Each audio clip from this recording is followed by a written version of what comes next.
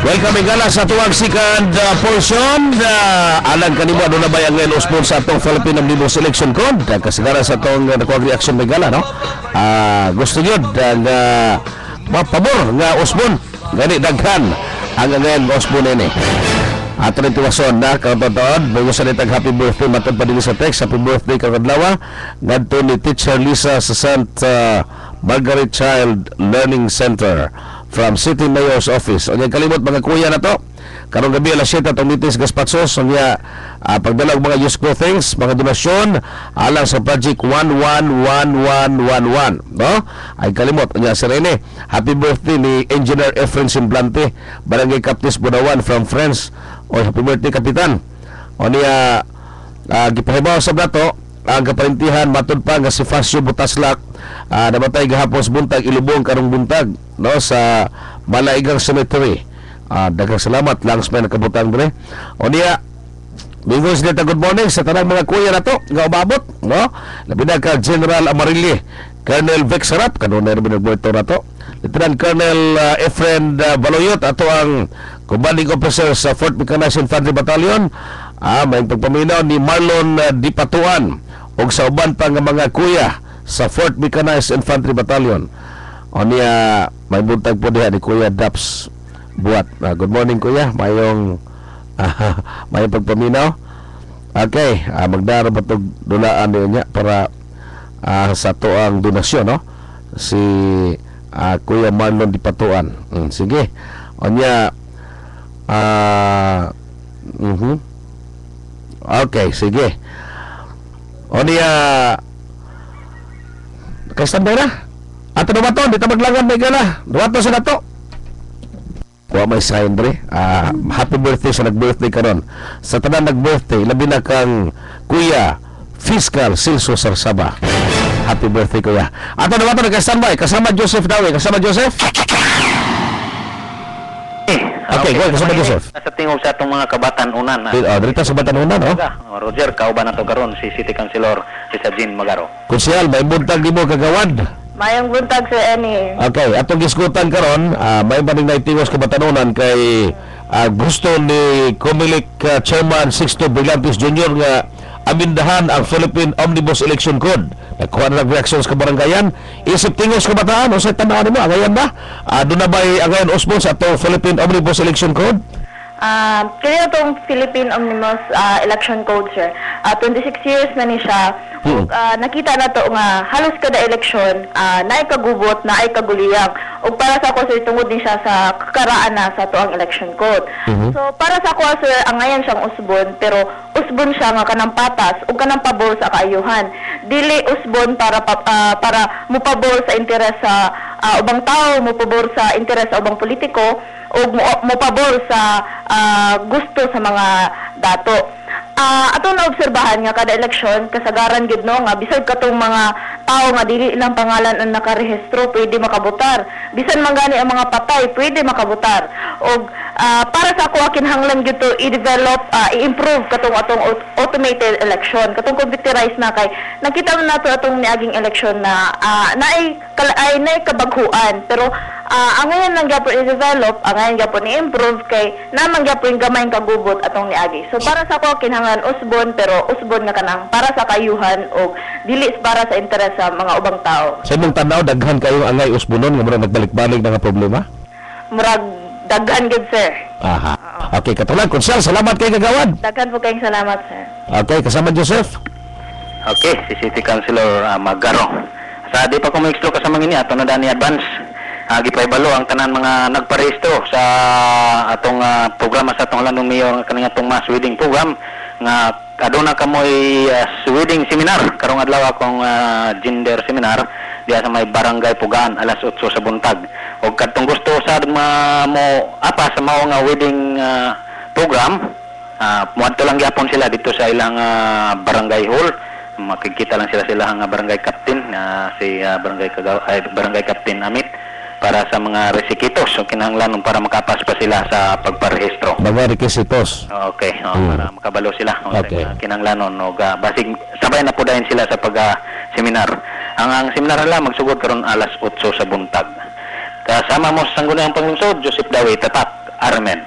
Radyo mo nationwide. Okay, salamat kasama Joseph Dawi uban ni Iski Chairman, Federated Iski Chairman, City Councilor Risa Jane Magaro. Straight to the point ba, no? Daghan kayo mga nagbalik-balik ang problema. Katong diskutan kanina ni Atty. Leo Saragosa. Like example, mga poster. Uni paghuman, ingon lang, na may giingon, kinahanglan na butante, makagasto lang 3 pesos o 5 pesos, pero matubad joker kayo. Katawanan, nga mo ay gibutang dito estate, pero ang tinuod, kada butante, nanay, nakagasto ng uban og tag 2,000, kay ulo 2,000 man, tag sa kalibo. Unsa man katong ingon po ni Konsel Magaro karon nga katong mga patay bisag patay mibutar kana dapat ug unsa may mga marama nga pagi mausab unta ato may naoning kuan do kabatanon palihog ko ni sige palihog dahon tan do kabatanon sa may problema ni kanina man okay, happy birthday ngadto ni Kuya Fiscal Celso Sarsaba nagkadugay nagkabatanon Kuya Fiscal hinaut unta nga magbalipayon ka dining imong pinaka-importante sa mong kinabuhi nga adlaw. Happy birthday ngadto ni Kuya Fiscal Celso Sarsaba. Gikan po sa mga kapika si Api Lulun, mga pamilya gikan sa Maria Cristina Girls Club. Okay, ato sa paminaw ni. Taga-asa man ka do? Taga-asa man ka? Sinakaban. Sinakaban? Ang dapat magkadre? Kumita na mga mo inahan. Sa nga ni mo? John Paul. Bukaw, imong mama, sa nga sa imong mama? Juna, Bukaw. Naadira sa iligan? Asa man imong mama? Na ako yung diri siya, trabaho. Ano pit ang trabaho? Waiter, asa na pit? Wala yung palo lang atapit. Ano, panimpala na inyo pagkandihan ay, way klaro? Mo ba? Waiter, wasa na sulti ka sa napita? Juna? Bukaw, Juna galan? Juna, Bukaw. Kisa man nakauban ni mo diha karon? Iso ni mo? Ini. Kisa man na? Ligo. Taga-asa man natin, taga-sinakaban po. Iso man, mao ginatuyo ni mo drin, di ano mo drin sa ligan? Sige, standby lang niya, pitawon tani, atong tawagan ni si Juna Bukaw. Sige, standby niya Okay, dito maglagan, tabagawan karon live, si City Councilor Attorney Moises Dalisay Jr. RMN Exclusive. Kunsiyar, may bunta ni mo kuya? May buntag po kanimo, kuya ini, may buntag sa tanan. Okay, doon ay plano si Kuan, Comelec Chairman Sixto Brillantes Jr. nga amindahan ug usbo ng atuang Philippine Omnibus Election Code. Alang kanimo, Kunsel kuya, doon na ba ang usbon sa atong Philippine Omnibus Election Code? Ubay-ubay ang ngay usbon diha, kuya. Pero substantially, kung unod sa election code atong tanawon, wala kayo i-usbonon, no? Pero ang gikinahanglan gyud nato sa election code ang implementasyon, ang pagpatuman. Kay daghan diha labi na ng mga prohibited election activities. Daghay mga violations kuya pero wala mahatagi og tukma nga aksyon. Muna gikinahanglan nato kuya. Unya ang gikinahanglan gyud kuya numero 1 mao ang pangagamhanan ang kining administrasyon mismo sa Comelec. Panalitan, kinahanglan kausaban ng election code. Numero 1 kuya, kining kagubot sa voters list. Yes, kada. Maunay unahon. Makahinomdom, doon na ba higayon sa eleksyon kuya, nga walay kasamok panahon sa eleksyon, kay ang mga pumipili, dili makakita sa ilang ngalan. Wala yun, na mo problema. Diba? Kana, numero 1 yun ang unahon unta sa Comelec. Unya, kinahanglan po nga ang Comelec mo paligon, mo padako sa ilang serbisyo. Pananglitan, sa matag munisipyo, matag lungsod, matag lalawigan, pila ra may personnel sa Comelec.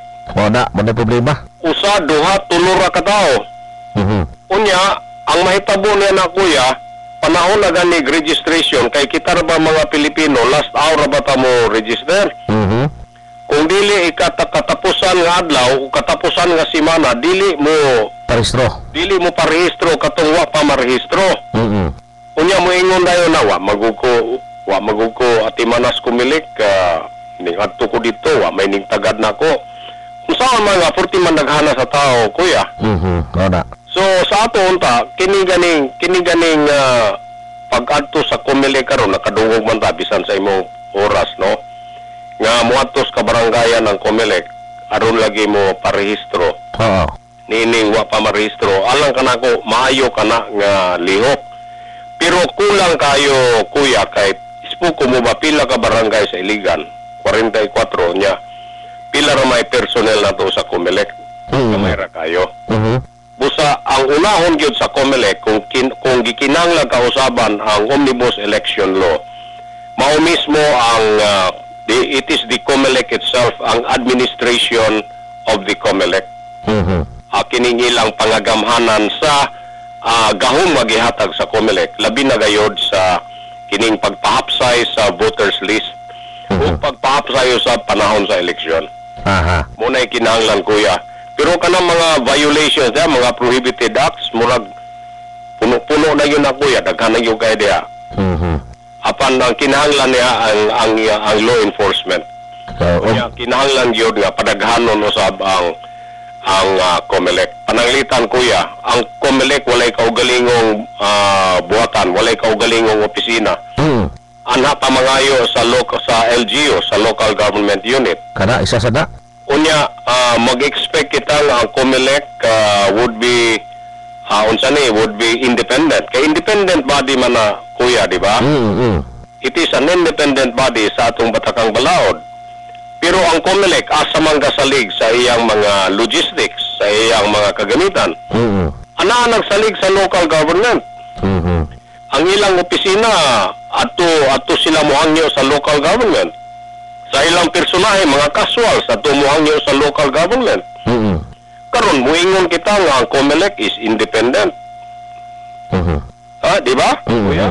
So kinahanglan og kausaban ng Omnibus Election Code aron ligunon ang gahom sa Comelec ug ligunon usab ang iya serbisyo sa publiko. Sa mong tanaw ko ya, kung panlitag usbon man di sugod karon panahon na, doon naman ang 2013 election, maapas pa ba ka ni? Mapas man tingali, kuya, kung hatagan ka na og pagtagad sa Kongreso, kay that needs funding. That needs funding. Kinahanglan pundo niya, ang pundo gikan man sa Kongreso. Okay, so balik ko na to, totally sa mo ang ngayon yun usbon ang Omnibus Election. Pero it's more on the internal affairs of Comelec, ang administrasyon sa Comelec.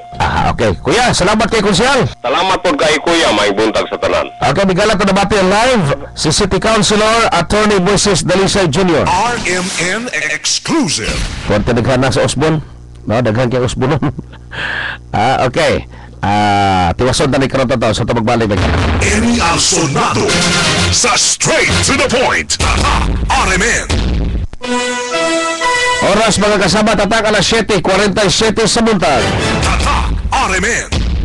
Usa ka adlaw ang misis ni kadinga si Epang na ay bag-o. Unsa? Ang lab na ako na ay bago?